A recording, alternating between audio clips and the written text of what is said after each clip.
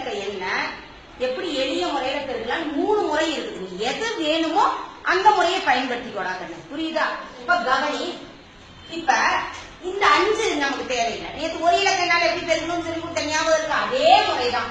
3 2 என்ன 4 2 அடுத்தது எதால பெருக்கிக்கணும்? 5ஆல 3 5 15 எங்க போடணும்? இங்க போடணும். புரியுதடா கண்ணு?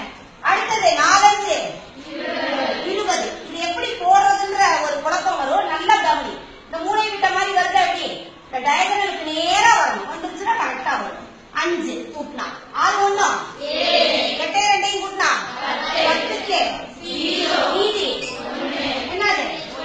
ரைட்டா? அதே மாதிரி இன்னொரு முறையிலையும் இருக்கலாம். இப்ப கவனிங்க. இதுல நல்லா கவனிடாங்க. முதல் இங்க இருக்கக்கூடிய 1ஆம் ஸ்தானமும் 1ஆம் ஸ்தானமும் 3 5 15க்கு மீதி. அடுத்தது 10ஆம் ஸ்தானமும் 10ஆம் ஸ்தானமும் 4 2 8. ரைட்டாடா? இப்ப நல்லா கவனி.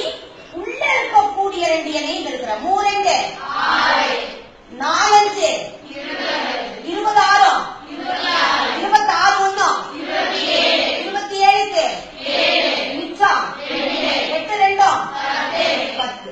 கரெக்டா கண்ணு? 2 விடையும் கரெக்டா இருக்கா? அதே மாதிரி அடுத்தது இன்னொரு முறையிலே பெருக்கலாம்.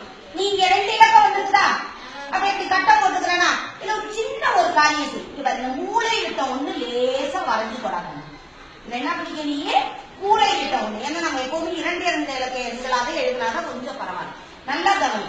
4 2 என்ன 8 0 8 4 5 20 3 2 0 6 3 5 கொஞ்சம் கூட்டத கரெக்டா கூட்டணும்.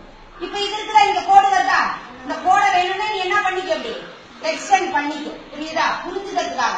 இப்ப இங்க 5